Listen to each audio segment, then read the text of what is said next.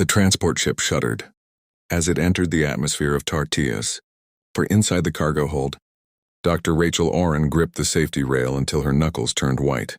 Around her, 846 other humans sat in silence. Some prayed, some cried, most just stared at nothing.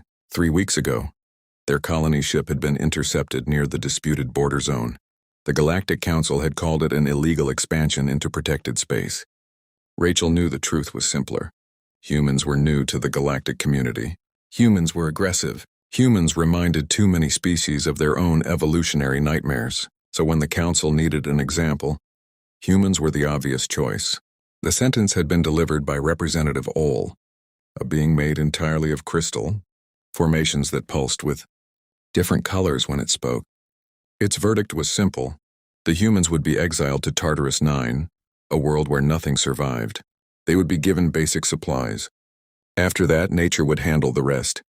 Planetary surface in 2 minutes. The automated voice announced in flat, translated tones. Prepare for deployment. Rachel looked across the hold at the faces around her. Engineers, farmers, teachers, children. None of them soldiers. None of them prepared for what waited below.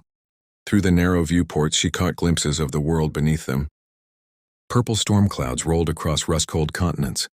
Lightning arced between clouds in patterns that seemed almost alive. The ship dropped lower. Rain hammered against the hull with sounds like bullets hitting metal. Not water, Rachel realized. The rain was acidic enough to strip paint off their landing pods. 30 seconds. David Cole, the chief engineer, pushed his way through the crowd to reach Rachel. His face was pale but determined. Listen to me, he said quietly. Whatever happens down there, we stick together. We pull resources. We share knowledge. That's how we survive. Rachel wanted to tell him they wouldn't survive. The Council had shown them the records. 17 other species had been exiled to Tarteus 9 over the past 2 centuries. The longest any group had lasted was 4 months. Most died within weeks, 10 seconds. Brace for impact. The landing was violent. Pods slammed into the ground hard enough to crack safety harnesses. Metal groaned. Someone screamed, then silence. Rachel's pod door blew open with a hiss of equalizing pressure. The smell hit her first, sulfur mixed with something organic and rotting. The air was thick, heavy, harder to breathe than Earth standard. She stepped out onto ground covered in black volcanic sand around her. Other pods were opening. Humans stumbled out, some falling to their knees in the heavy gravity. Rachel felt it too. Every movement took more effort.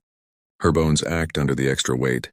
The landscape stretched before them like a vision of ancient Earth. Twisted trees with bark that looked like cooled lava, massive ferns with leaves that dripped pale yellow fluid. In the distance, mountains rose toward the storm clouds, their peaks lost in purple haze. Then she saw the creatures. They moved at the edge of the clearing where the pods had landed. Low to the ground, 6 legs, bodies covered in armored plates, eyes that reflected the lightning like polished glass. There were dozens of them circling the human landing zone in absolute silence. Nobody move, Rachel said loudly. Stay near the pods. The creatures stopped circling. They sat on their hunches, watching, studying. One of them made a sound low and resonant that carried across the clearing. The others responded. They were communicating. Pack hunters, Rachel thought. Just like wolves, just like lions, just like humans once hunted. A child's voice broke the silence. Mom, I'm scared. The nearest creature's head snapped toward the sound. Its muscles tensed. Rachel saw the moment it decided to attack. The creature launched itself forward with terrifying speed. David moved faster. He grabbed a piece of debris from the nearest pod and threw it. The metal panel spun through the air and slammed into the creature's side. The impact knocked it sideways. The creature rolled, recovered, and backed away. It made another sound. This one was different. Surprised, the other creatures shifted. They hadn't expected resistance. In their experience, prey either ran or died. These new arrivals didn't either. Rachel's mind raced. She was a xenobiologist. She had studied predator behavior on 100 worlds. These creatures were intelligent. They were testing the humans, probing for weakness. If humans showed fear, now the creatures would attack. If humans showed aggression, the creatures might scatter, but would return with reinforcement. There was a third option. Rachel stepped forward slowly. She kept her hands visible and empty. She made no threatening gestures. The nearest creature's eyes locked onto her. She could see its muscles coiling, ready to strike if she moved wrong. We're not your prey. Rachel said quietly. She knew it couldn't understand her words, but tone mattered. Confidence mattered. And we're not your enemy. This is our home now, too. The creature tilted its head. Behind it, the pack waited. Rachel took another step forward. Then another. She was close enough now to see the patterns in its armored plates, close enough to smell its breath hot and sharp. She knelt down slowly, put herself at its level, showed submission without showing weakness. The creature studied her. Minutes Clear's throat passed. Rain continued to fall, burning tiny marks into exposed skin. Lightning crashed overhead. Nobody moved. Finally, the creature made a soft sound, almost like a grunt. It backed away 3 steps. Then it turned and loped into the forest. The rest of the pack followed. David let out a breath he'd been holding. What just happened? Rachel stood up. Her legs shook from the adrenaline. We just had our first conversation on Tarteus 9. Above them in orbit, the Council monitoring station recorded the entire encounter. The automated systems flagged it as anomalous. Previous exile groups had either been killed in the first hours or had fled from the predators. The humans had done neither. In the clearing, Rachel gathered the colonists together. The children huddled close to their parents. The adults looked to her for guidance. Listen carefully, Rachel said. The Council sent us here to die. They think this planet will kill us like it killed every other species they dumped. Here. She looked around at the alien forest, at the storm clouds, at the acidic rain leaving marks on their skin. But here's what they don't know. Our Earth, was rated as a Class 7 death world. We evolved on a planet that was trying to kill us every single day. Our ancestors survived ice ages and plagues and predators that made these creatures look friendly. Rachel pointed at the forest where the pack had vanished. This planet is dangerous, but we're from Earth. Dangerous is what we know. Around her, faces began to change. Fear became something harder, something determined. We're going to survive this, Rachel continued. Not because we're stronger than other species, not because we're smarter, but because humans are the most stubborn, adaptable, persistent creatures in the galaxy. And when you back humans into a corner, we don't give up. She looked up at the sky where she knew Council ships, watched from orbit. We're going to survive, and one day they're going to regret sending us here. In orbit, the monitoring station's AI logged another anomaly. Based on speech patterns and body language analysis, the humans were not behaving like a species facing extinction. They were behaving like a species preparing for war against a planet that had never lost. 15 months had changed everything. The clearing where the pods had crashed was now a settlement. Rough walls made from volcanic stone formed a protective barrier. Inside those walls, humans had built shelters from predator hides stretched over frames of local wood. Smoke rose from cooking fires. Children's laughter echoed between buildings. In orbit, the Council monitoring station's AI had sent over 300 reports flagged as impossible. Representative Murr reviewed them with increasing disbelief. The display showed current footage of the human settlement, a place called Last Stand. According to their intercepted communications, Almer's crystal body pulsed red with confusion. Run the survival analysis again. Analysis complete, the AI responded. Current human population 847. Births recorded, 12, deaths 11. All from accidents in the first 2 months. No deaths from predation, no deaths from starvation, no deaths from disease. That cannot be correct. Check the sensors. Sensors are functioning within normal parameters. Visual confirmation matches bioscan data. All magnified the image. Human children played in an open area near the center of the settlement. But they were not alone. The creatures that had circled the landing zone now moved freely among the humans. One of the armored predators lay on its side, while a small human child scratched behind its headplates. They've domesticated the apex predators, Murr whispered. That's not possible. In the settlement below, Dr. Rachel Oren walked through what had become known as the Strider pens. That's what they called the creatures now, Striders, the name fit. 6 legs meant they moved with a unique flowing gait that covered ground faster than any human could run. A young woman named Amy approached, leading her Strider on a braided leather leash. The Strider cub had been orphaned in the first month after a territorial dispute between adult males. Amy had bottle-fed it using processed local plants. Now the creature followed her everywhere. Dr. Oren, the scouts are back, Amy said. They found something you need to see. Rachel followed Amy to the eastern gate where 3 scouts waited. They looked excited and nervous at the same time. The lead scout, a former botanist named Peter, held out a collection bag filled with purple and green plants. "We found these growing near the thermal vents," Peter explained. "I've analyzed the cellular structure, Rachel. They're not just edible, they're nutritious. High protein, complex carbohydrates. If we can cultivate them, we could triple our food production." Rachel examined the samples. The leaves had a waxy coating that protected them from the acidic rain. The roots went deep, probably reaching underground water sources. "Can we crossbreed them with the earth seeds we brought?" "Already started trials," Peter grinned. Early results look promising. This was how they survived. Not by fighting the planet, but by learning from it. By adapting to it. By becoming part of its ecosystem instead of trying to conquer it. Rachel headed toward the workshop where David Cole spent most of his time. The building had once been a cargo pod. Now it was filled with salvaged technology and local materials. David had become obsessed with understanding how the planet's electrical storms worked. She found him testing a new device connected to a series of metal rods extending through the roof. "Tell me you haven't electrocuted yourself again," Rachel said. David looked up, his hair standing on end with static. "Only twice today, new record." He gestured at the device proudly. "But look at this. The lightning here carries 3 times the voltage of Earth lightning. I've built capacitors using crystallized volcanic minerals. We can store enough power from a single storm to run the settlement for a week." "David, that's incredible. It gets better." He pulled out what looked like a crude exosuit frame. "With this power source, we can build suits that enhance human strength, compensate for the heavy gravity. Let us work in areas that are currently too dangerous." Rachel studied the design. It was brilliant. Rough, yes, but functional. Humans were doing what they always did, taking whatever resources were available and building tools, making the impossible possible. A warning bell rang across the settlement. 3 rings. That meant something large was approaching. Rachel and David rushed to the walls. Other humans were already there, weapons ready.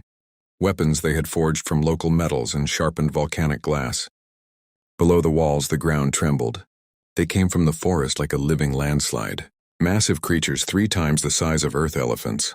Their bodies were covered in thick gray hide marked with natural armor plates. They had 4 legs like tree trunks and heads that lowered close to the ground as they moved. A migration herd at least 50 strong. "They're heading straight for us," someone said nervously. Rachel counted the creatures, watched their movement patterns. "They're following ancient migration routes that existed before we built here." "So what do we do?" David asked. "We can't fight those things, or we don't fight them," Rachel said. "We redirect them," she called out orders quickly. "I need fire teams on the north wall. Small controlled burns, nothing that will spread. I need our striders positioned on the eastern approach. And I need every piece of metal we have that can make noise." The humans moved with practiced efficiency. They had learned to work together, to trust each other, to survive as a single unit rather than individuals. The fire teams lit piles of damp vegetation that created thick smoke. The creatures approaching from the west caught the smell and veered slightly east. The striders, responding to human command, spread out on the eastern side. They didn't attack the massive herbivores. They simply moved in patterns that made the herd uncomfortable, made them want to go around. On the walls, humans banged metal against metal, creating noise, creating confusion, creating an obstacle the creatures wanted to avoid. Slowly, the herd shifted direction. They flowed around the settlement like water around a stone. The ground shook as they passed. One of the creatures came within 10 FT of the walls, close enough for Rachel to see the small eyes, is examining the human structures with ancient curiosity. Then they were past, moving south toward whatever destination their instincts drove them toward. The humans on the walls cheered. They had faced a force of nature and survived through intelligence rather than strength. It was a victory. In orbit, Almer watched the footage in silence. The AI had calculated that the humans should have been crushed. Instead, they had done something no other exiled species had managed. They had worked with the planet's natural systems. "Send a priority message to the Council," Al said quietly. "Tag it as urgent." "What should the message contain?" the AI asked. Mir looked at the settlement below, at the walls that grew stronger each day, at the humans who moved with confidence through a world designed to kill them, at the predators that now protected human children. "Tell them we made a mistake," Mir said. "Tell them the humans are not dying on Tarteus 9. The AI processed this. Then what are they doing? Ol's crystal body flickered through several colors before settling on a shade that indicated deep concern. They're thriving. In Last Stand, Rachel stood on the wall long after the others had returned to their work.